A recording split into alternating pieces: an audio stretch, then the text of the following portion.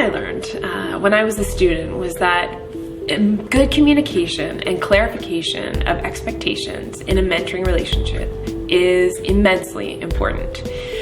Back when I was a student, I had a mentor for part of a leadership program I was involved in.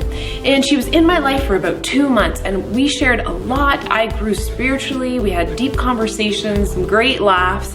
And at the end of that time, she was gone. And I didn't hear from her, and I didn't understand. Maybe I'd offended her, maybe I'd done something. I still didn't hear from her, and I was just hurt. Maybe some of our conversations weren't as sincere or genuine. In the end, I realized that was really just how long our mentoring relationship was going to be, but I didn't know that from the start. And so it was from that I learned it's really important when you're starting a mentoring relationship to talk about the relationship, open up those channels of communication. You know, whether it's formally or informally, I would encourage you, if you're starting a mentoring relationship, to talk. You know, how often are we going to meet? Let's meet for about a year's time and meet monthly or bi-weekly, whatever is right for your setting. You know, it could be so formal that you actually make a contract or a covenant and just talk about, again, how often you might meet. What are some of the key expectations we have? Confidentiality would probably be one. Maybe you discuss, how do you take feedback? How do you want it? Do you want it by email? Do you want it direct? What's best for you? And you sign that. And it's just something that means that you can openly talk about what this mentoring relationship is looking like. And that feeds into how the relationship continues.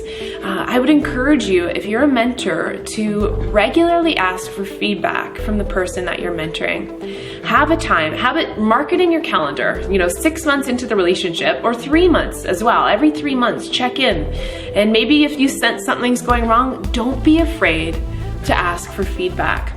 This helps you grow, and this helps the person that you're mentoring grow.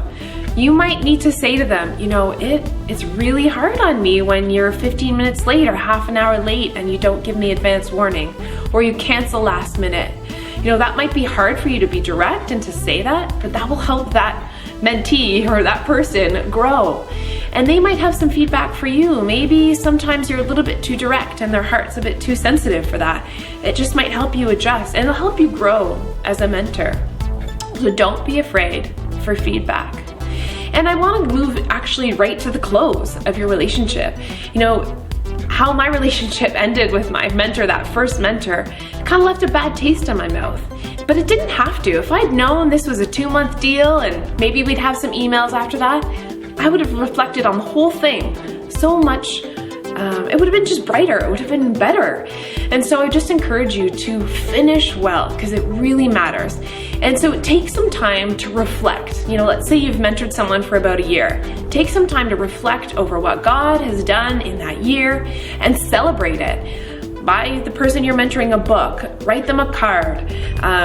You could do anything. Go for dinner, go for breakfast, whatever works best for you. And then also, I would just encourage you to clarify what's next. Are you renewing the mentorship? Are you gonna dive in for another year? Or is it time to release them to a new adventure? Maybe a new mentor who has something else to offer them. Just make sure it's clear. And you can end saying, of course, we'll still be in touch. And my care and my prayers are still with you. But they're released, and it's with freedom and with joy. So I just leave you with that, and many blessings as you pour into someone else. Thank you for doing that.